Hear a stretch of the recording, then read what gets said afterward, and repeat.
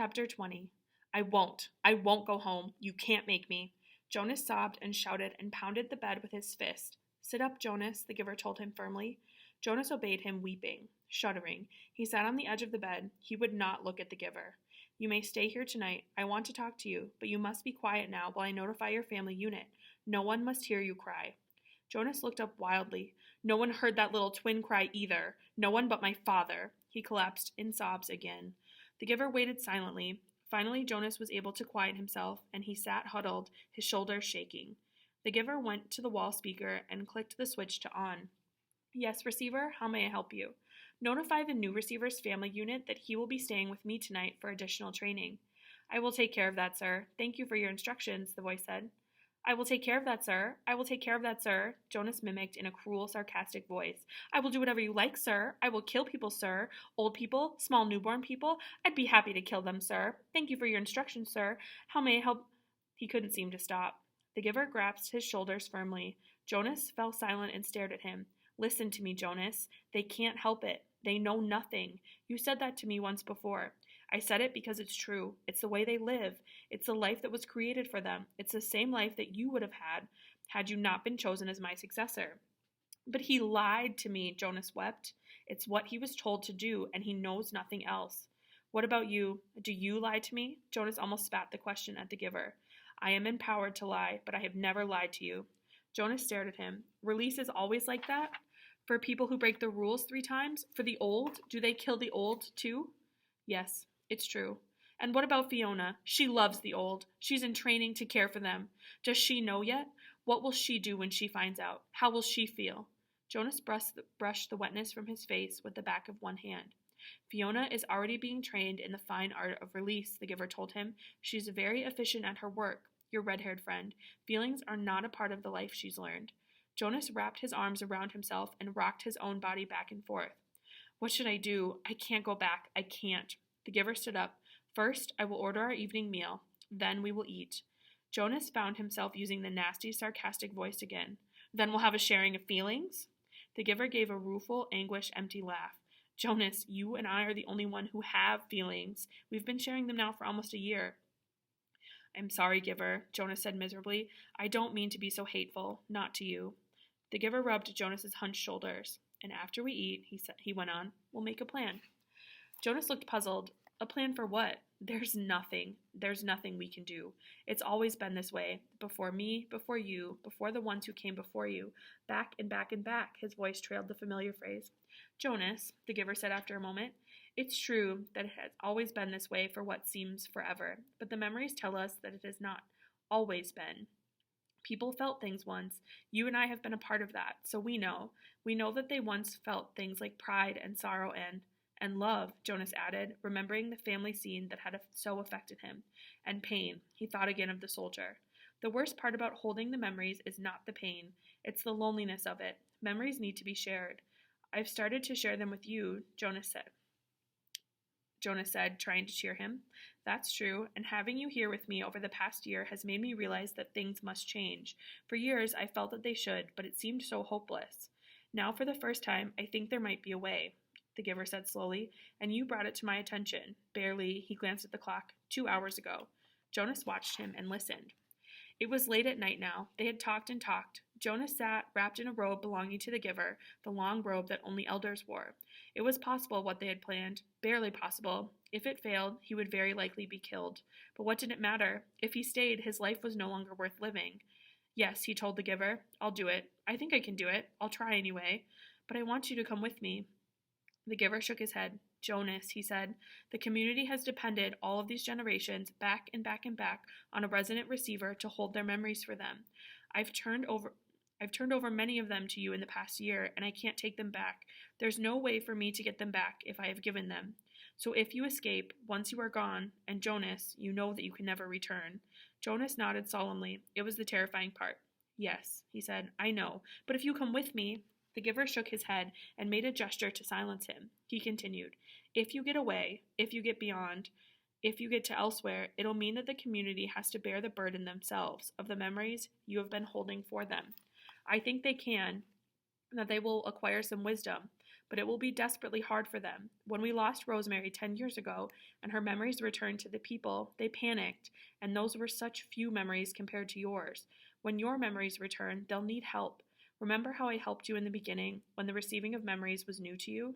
Jonas nodded. It was scary at first, and it hurt a lot. You needed me then, and now they will. It's no use. They'll find someone to take my place. They'll choose a new receiver. There's no one ready for training. Not right away. Oh, they'll speed up the selection, of course, but I can't think of another child who has the right qualities. There's a little female with pale eyes, but she's only a 6. That's correct. I know the one you mean. Her name is Catherine, but she's too young, so they will be forced to bear those memories.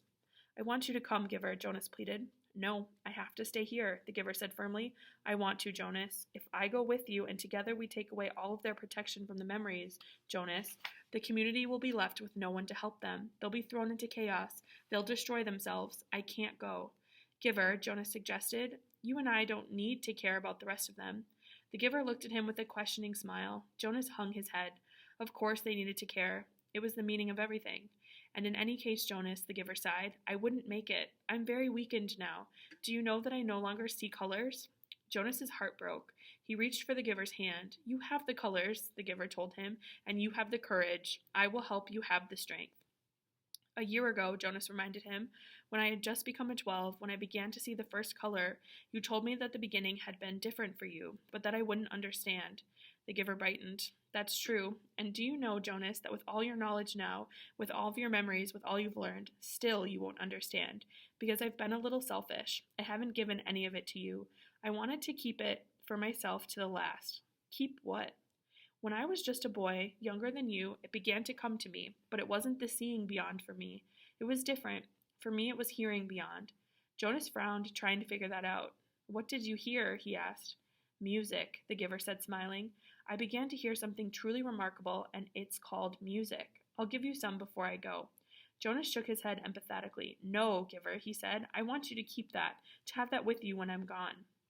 Jonas went home the next morning, cheerfully greeted his parents, and lied easily about what a busy, pleasant night he had had. His father smiled and lied easily, too, about his busy and pleasant day the day before. Throughout the school day, he did his lessons. As he did his lessons, Jonas went over the plan in his head. It seemed startlingly simple. Jonas and the Giver had gone over and over it late into the night hours.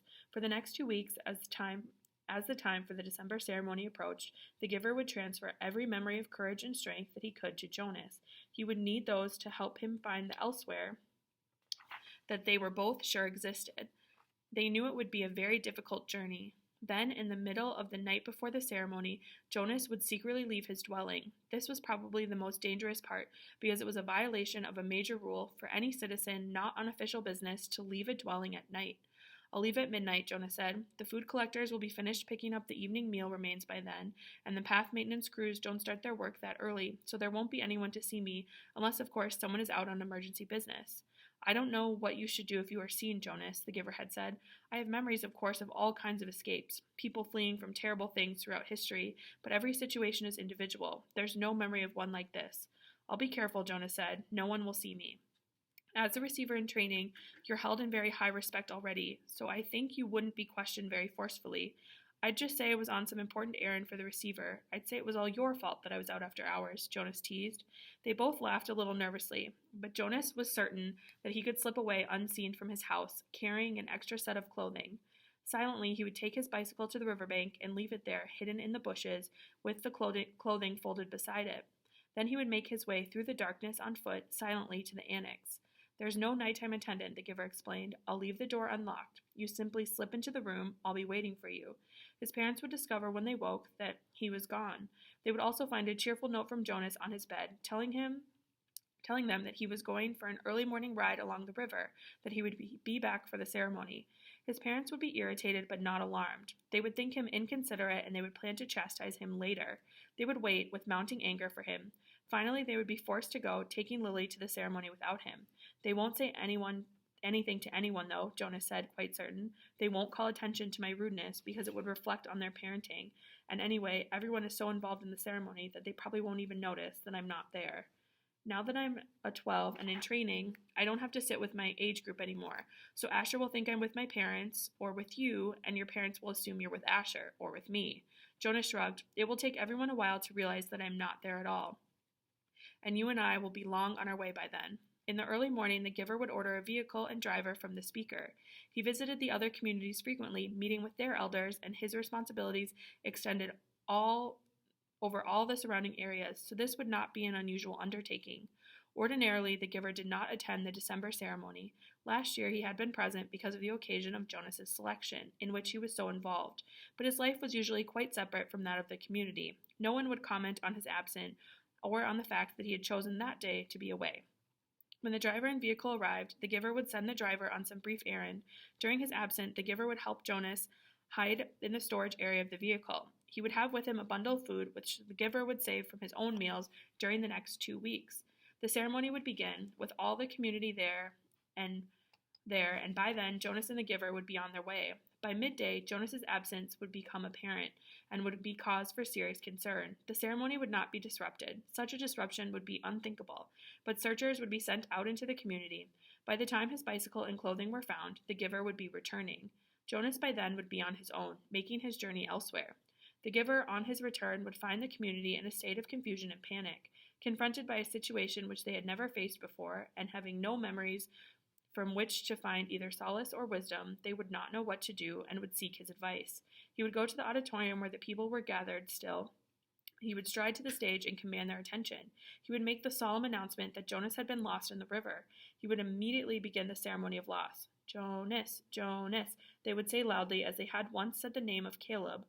The giver would lead the chant. Together they would let Jonas's presence in their lives fade away as they said his name in unison more slowly, softer and softer, until he was disappearing from them, until he was no more than an occasional murmur, and then, by the end of a long day, gone forever, not to be mentioned again. Their attention would turn to the overwhelming task of bearing the memories themselves. The giver would help them. Yes, I understand that they need you, Jonas had said at the end of the lengthy discussion and planning, but I'll need you too. Please come with me. He knew the answer even as he made the final plea. My work will be finished, the giver had replied gently, when I have helped the community to change and become whole. I am grateful to you, Jonas, because without you, I would have never figured out a way to bring about the change. But your role now is to escape, and my role is to stay. But don't you want to be with me, giver? Jonas asked sadly. The giver hugged him. I love you, Jonas, but I have another place to go. When my work here is finished, I want to be with my daughter. Jonas had been staring glumly at the floor. Now he looked up startled. I didn't know you had a daughter, giver. You told me that you had a spouse, but I never knew about your daughter. The giver smiled and nodded. For the first time in their long months together, Jonas saw him look truly happy. Her name was Rosemary, the giver said.